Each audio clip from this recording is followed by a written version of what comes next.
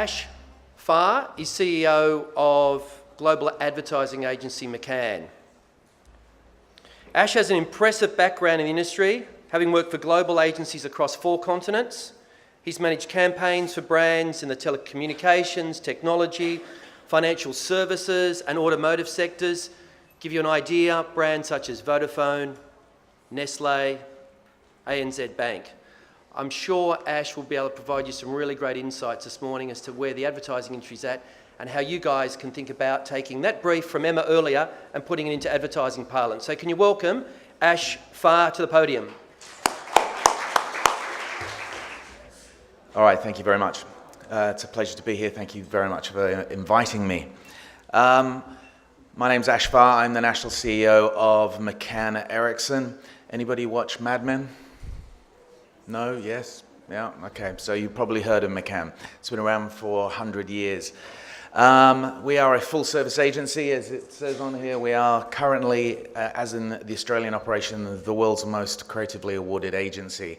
I guess what I'm going to talk to you today, I'm not going to talk a lot about the theory. I've heard some great stuff just from sitting at the back, and I'm sure you've got great lecturers that can take you through all the theory. I'm going to show you some real examples of the work that my agency has been doing in the last couple of years, and we can kind of have a chat about that.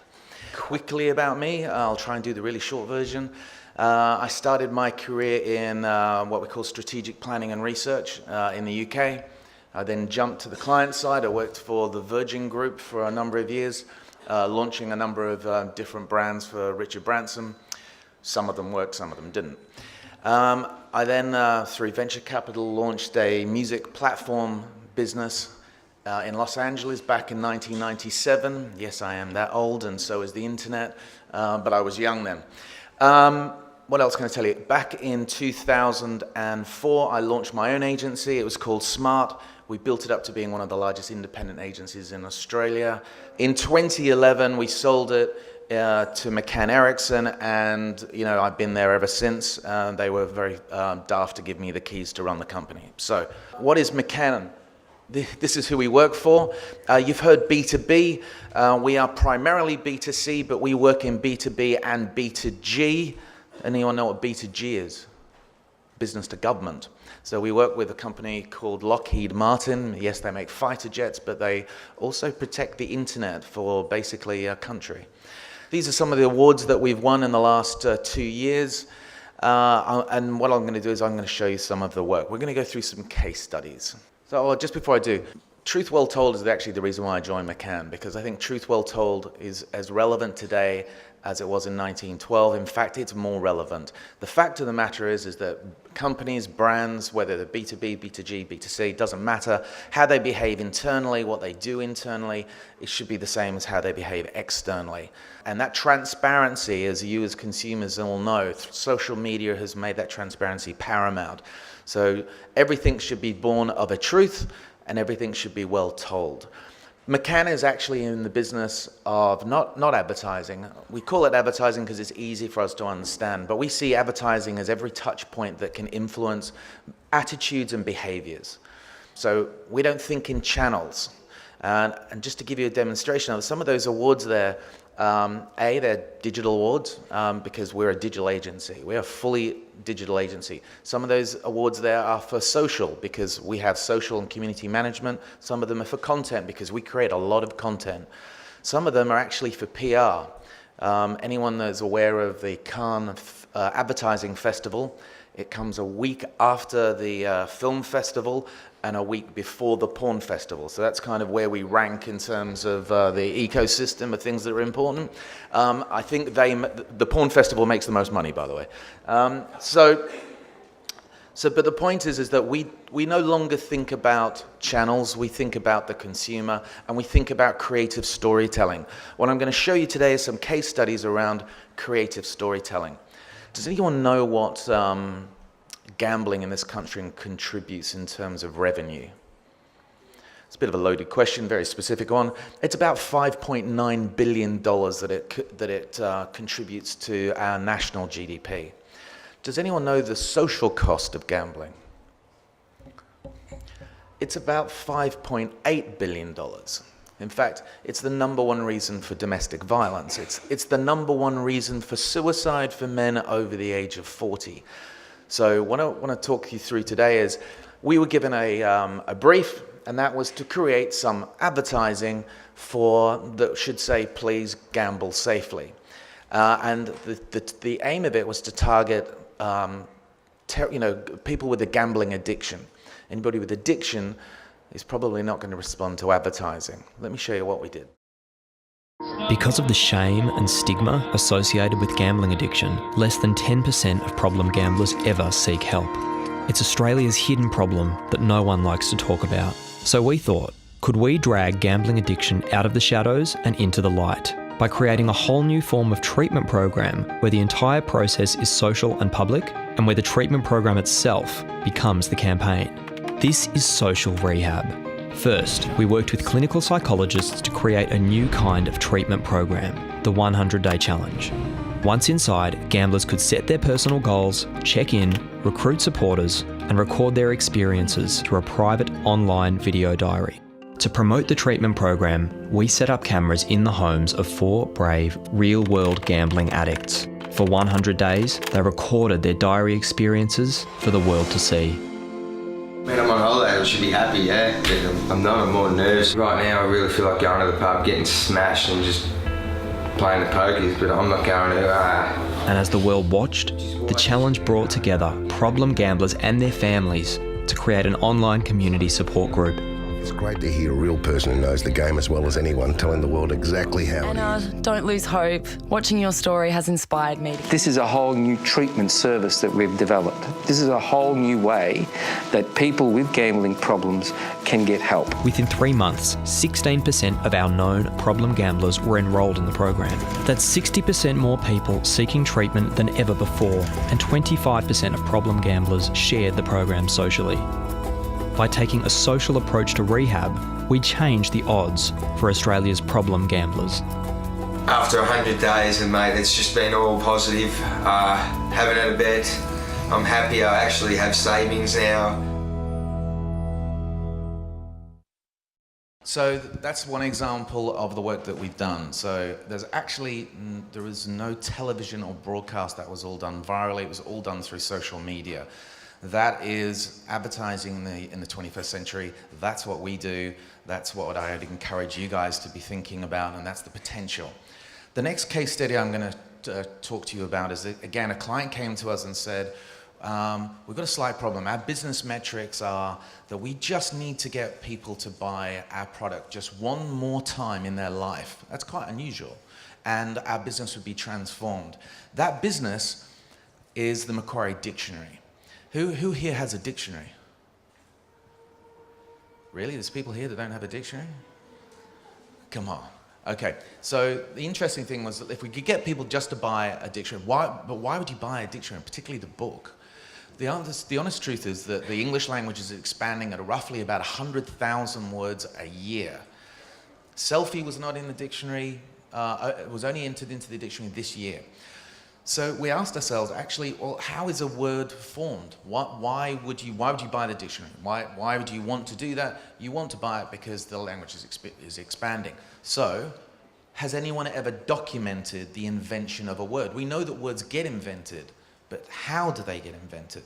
So we set around inventing an idea that would capture people's imagination around the English language. Have you ever heard of phubbing?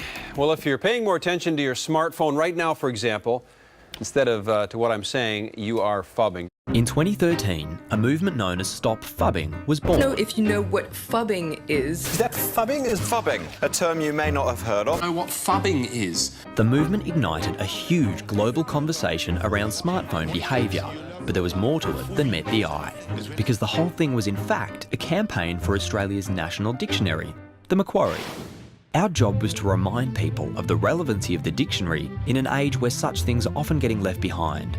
So with a team of language experts, we invented the word phubbing. Nubbing, foffing, frolling, igging, exing, Anothering, bitting, telly-snub, and then phubbing. And he's a phubber, and would you stop? To describe the act of ignoring the person in front of you in favour of your phone. This sparked a social movement, which we fed via the Stop Phubbing website, a Facebook community, material for restaurants and businesses, even branded merchandise. And the young guy we established as the movement's leader spent 6 weeks being hounded by media from all over the world. Because now that we had a word to describe poor smartphone behaviour, suddenly everyone wanted to talk about smartphone behaviour. And then with media, social and public discussion of this new word at its peak, we launched a branded short film for cinema and the web.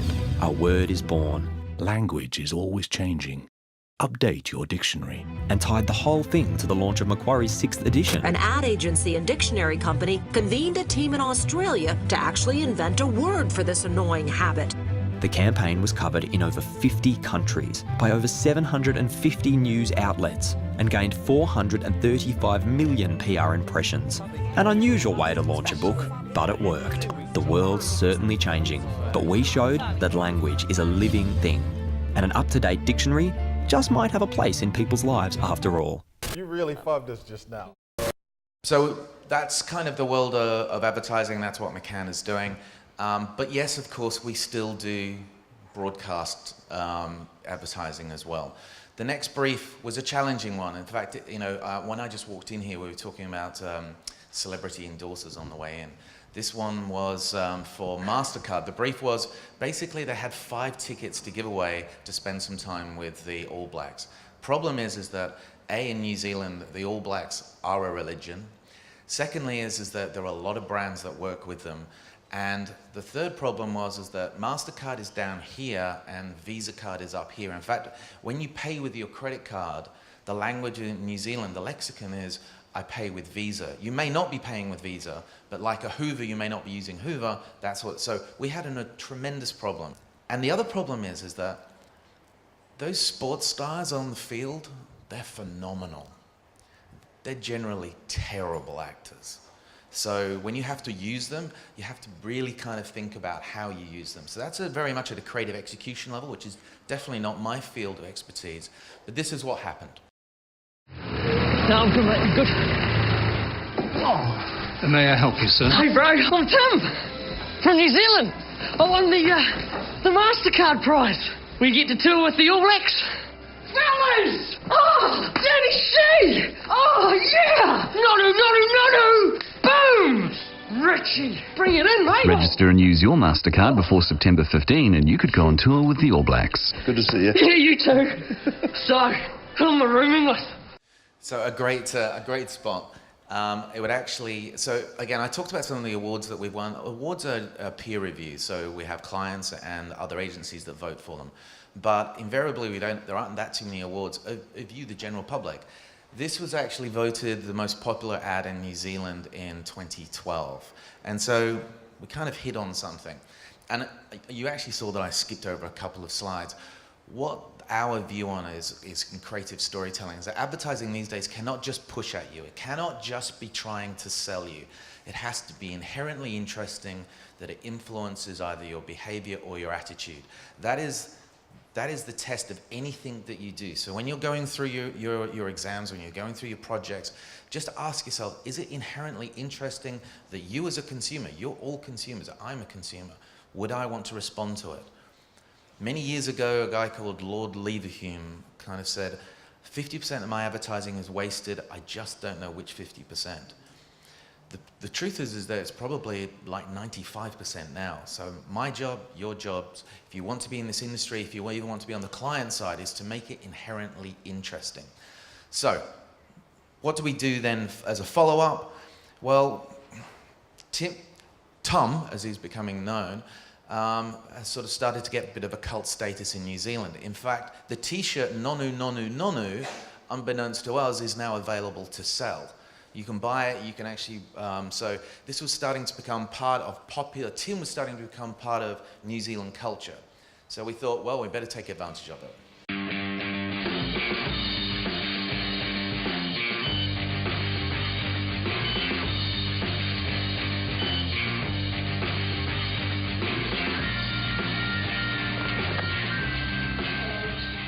sorrow and happiness as one family before God, I now pronounce you husband.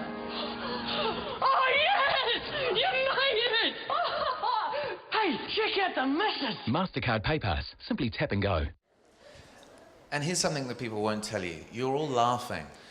The shortest path to memorability in psychology shows is likability. So again, not only does it have to be inherently interesting, but does it evoke an emotion? Though when you saw the work for the gambling, it evokes a very deep sadness. So again, if you evoke emotions, there are very short paths to memorability. Memorability is the shortest path then to consideration, and that's then you start going through all the theory that you have in terms of the consumer journey or the path to purchase. So, oh, by the way, it never happened before, but we then won again New Zealand's most popular ad for that one the following year. I'm going to show you this year's. It's only been out about 4 or 5 weeks. So, Richie, we're coming up 40 months out. Richie, that's awesome! I won the MasterCard Prize again! But this time it's a mystery, and I get to bring my best mate! The plane leaves in now, and the missus has packed your bag. Oh, I wonder where to take her. Come on, Richie, and we're walking, come on. Please come to get Pump those legs, Richie. I'm just going to get a book for the plane. Register and use PayPass, and you could win one of 3 mystery trips. Where's the bit about us, Richie? You and me, give me a pen.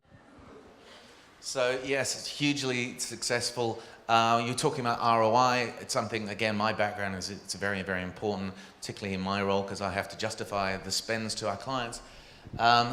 The market share has increased for MasterCard something like 14 times because of the work that we've done in the last 3 years. So ROI is absolutely critical to the conversations that you're having, particularly as you ask clients to take greater risk and to be, bolder in their creativity.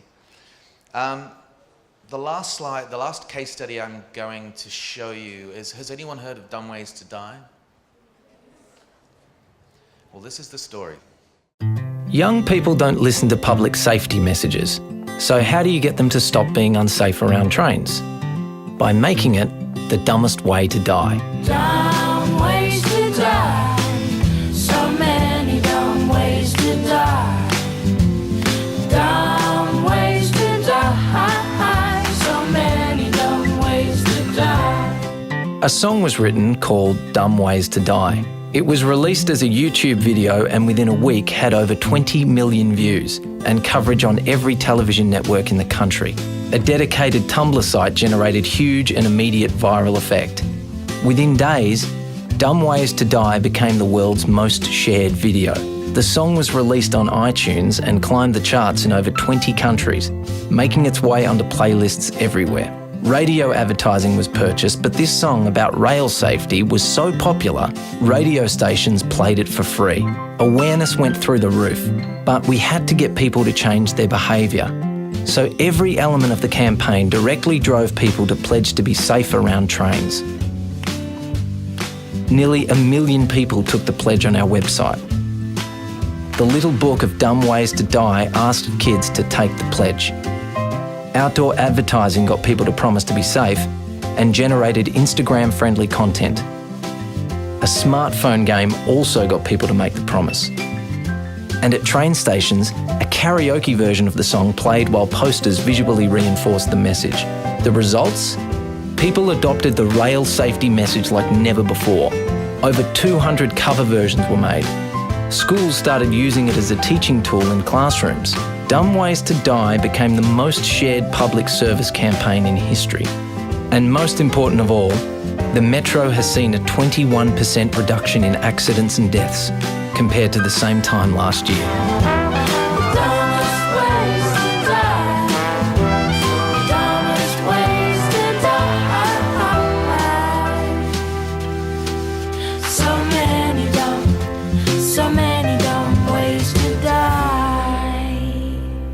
Be safe around trains, a message from Metro. Don't have it as your ringtone. It drives you nuts. I checked last night. It's now up to 90 million views. The video game, the app game, has 125 million registered users. And again, here's something for you to think about. It has also generated over $1 million in revenue from the in-game advertising. This actual marketing program is income neutral. So what I mean is it actually hasn't cost anything. Everything you've seen has actually been paid for by the actual work itself. This is a fantastic example of nothing else, of truly understanding a target audience, truly understanding where they are, engaging them in a way that they will love, and going where they go, and not thinking about just simply what you as either what the client wants, or just what you think is what's necessary. Safety around trains is dangerous, so therefore it's got to be really serious. Well, maybe it doesn't need to be. So hopefully that gives you a little bit of an insight. So as I'd said, go back to what are the learnings? I'd say do things that are inherently interesting. And if you're interested in this as a career, I would say, first of all, these are some of the thoughts. So it's for those who have a passion for creativity, for changing behavior. Ultimately, we change behavior and attitudes. If we don't, there was no reason for anyone to spend any money with me on any marketing. Strategy and research. You also need to be inquisitive, a lateral thinker. You need to be able to, and a creative problem solver. And the one thing I would say, today's an exception, but if you want to do things interesting, be an interesting person. So go and do things. So that's all from me. Thank you very much.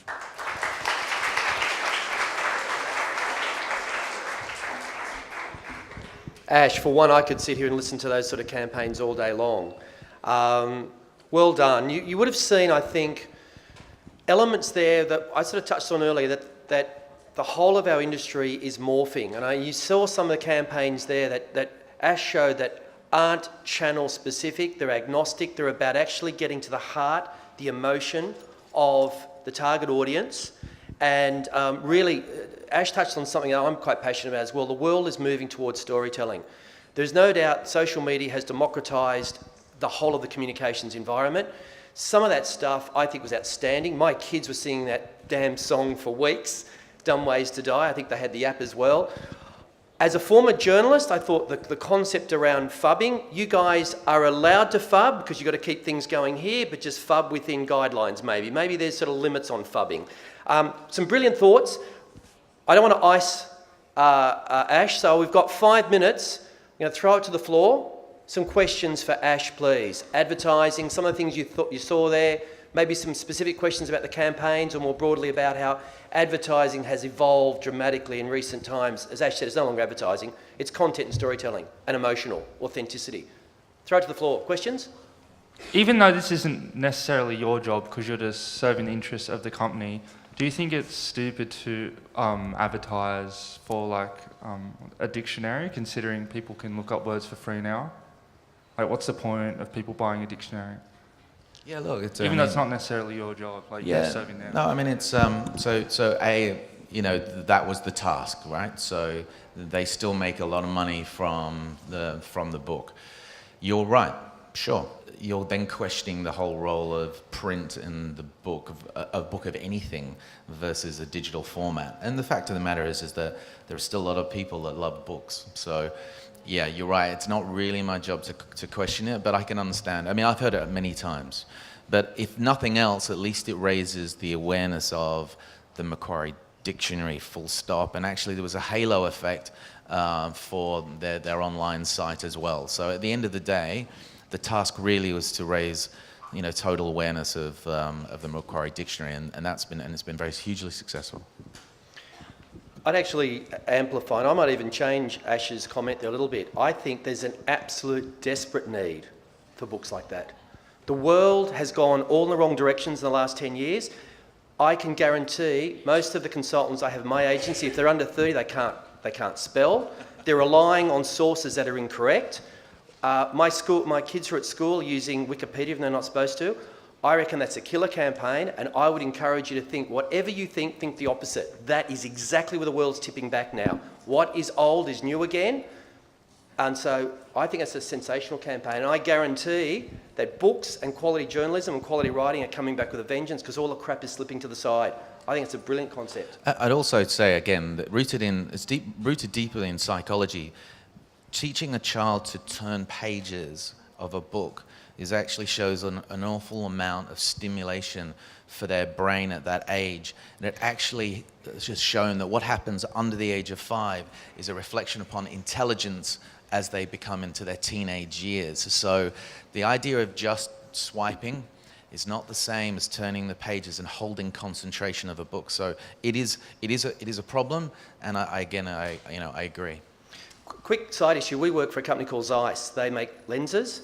We're doing some research at the moment, and we haven't quite got out the other end of it. There is proof positive now that people around the world under the age of 25, because of the use of digital devices, tablets, phones, iPads, their eyes are deteriorating. Your eyes don't deteriorate when you read a book. They do off these screens because of the reflection of the blue light. So for someone like Zeiss, they've got a huge market because I can guarantee you that most of the children under my age, that are sort of my kids that are under the age of 12, they'll all need glasses within 15 years because devices are ruining our eyes. So books, I think, will make a big comeback. Anyway, I'd have a stack of questions to ask Ash. It's not my job to ask him. I've got another question down here, so let's throw to you for possibly the last question.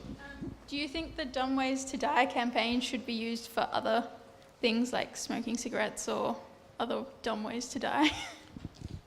Yeah, it's a good question. If I was to tell you a joke and you find it funny, I'm not very good at them, but if you were, if I then told you the same joke again, would it be twice as funny or half as funny? It would be half, wouldn't it? So the answer is that we have to find new ways. So, and that's why this task never finishes, and that's why the power of storytelling. The themes to it, if I spent 4 years in Hollywood, there are pretty much 7 universal storytelling themes. But every film you've seen all falls into one of them. But if they feel the same, that's when you kind of go, that was a terrible film. The themes against The Hobbit are actually the same as Star Wars, but they're not the same film. So you need to take the same kind of approach. So we need to kind of take the same learnings, where the platforms that we used, how we made it successfully viral. It wasn't just by luck. And all those sorts of learnings that we can capture and then we can reapply. In fact, we have done. This is a university. We work for Universities Australia, which is the body that represents all the universities in Australia and champions it against for its funding. So we took some of the similar learnings and applied it to the Universities Australia campaign. And actually, it did use a similar sort of creative device, but the storytelling itself was very, very different. So yes, there's lots to learn and there's lots to apply, but my word, you cannot afford to do the same thing. Thanks, Ash. I think we'll have to close it off there. Could everyone please give Ash a big round of applause?